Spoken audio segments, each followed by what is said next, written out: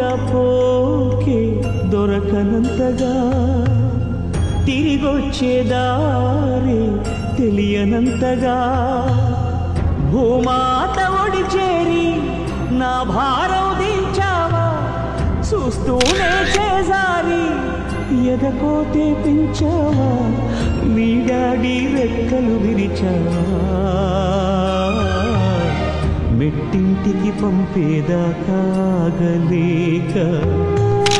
మట్టింటికి వెళ్ళిపోయావా శాశ్వతంగా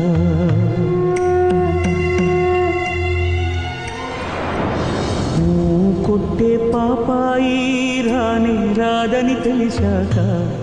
కథలన్నీ కంచికి పోవచ్చిన్నబోయి